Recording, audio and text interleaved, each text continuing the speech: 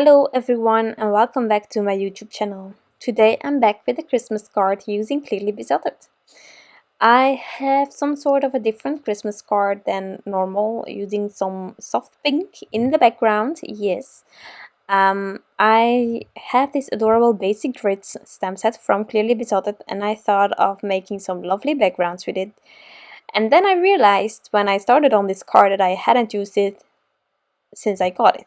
So I decided to add this strip, this grit, using the Ballet Slippers ink from Concord, so it's really subtle in the background, and that also led to using some more pastel-y vibes um, on the balloons. So I'm using some really soft colors, I think, for all of the balloons, starting with this star. And I'm just going to work my way towards the rest. Now, I already stamped everything out. I know normally I show it, but as I also did in the previous Christmas card with Clearly Besotted, I did it ahead of time, and then I could just show you the coloring in the video itself. Of course, I had to make some masks. I first stamped out the penguin, to be sure. Then I made a mask because the hand is overlapping with the bottom of that string of balloons that it is holding. So I did the penguin, masked it off, then I added the balloons, then I created a mask for the balloons, and then I could stamp that grid. Also for the grid, I used some purple tape on the edges to prevent that pink color going into the stitching details on the edges of this panel. You know me, this panel is again basic rectangles from Mama Elephant, that one basic die set that I use all the time. So that's what I did. So I created actually two masks to create this panel. And I did that using some full stick post-it notes. Really handy. I also kept the masks on the back of my stamp set afterwards because it's definitely reusable. Some masks aren't, but the ones when you're making them from full stick post-it notes without doing any ink blending, so it's not saturated at all, you can definitely reuse. And that's always handy. Just fascicate it once, use it several times. That being said, I'm already on my fourth and final balloon, which is the tree balloon, and I love it.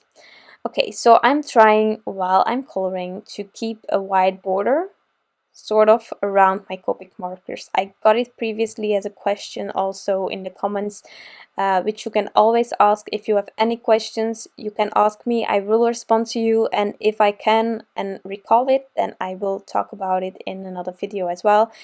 Why do I do that? It's not needed, you don't need to, and I don't do that all the time either. But if you can, sometimes it can give you sort of the idea of being a rounded image, and that's why I do it. It sort of gives the illusion that, well, there is more behind it. I don't know if I explain it correctly or if it's clear like this, but yeah, if you have really rounded images, then it's something that you can do and it will give you some extra dimension, maybe not. But that's the idea behind it. And I do it when I think that I can do it, because, well, when my hand isn't sturdy, then I try not to do it then, because I cannot keep that white border everywhere and it is just annoying me. So I do it when the images are easy to do it with and when my hand is sturdy. Almost done with the coloring, as easy as that. I think this penguin is so adorable. I love the size of it. I love it. I'm adding this panel onto my card base, and then we are going to add some final details. Now, as you see here, there are many balloons. So what are we going to do? Adding some glossy accents all over the balloons. Now, what you just saw me doing, going with that glossy accents towards my finger, is just to prevent those air bubbles that are maybe still in there. I just do it on my fingers. You can easily get rid of it again afterwards from your fingers, so that's not an issue. And then you have this card. Isn't this adorable?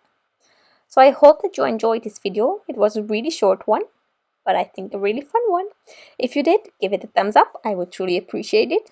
I wish you all an amazing day, and I'll be back soon. Bye!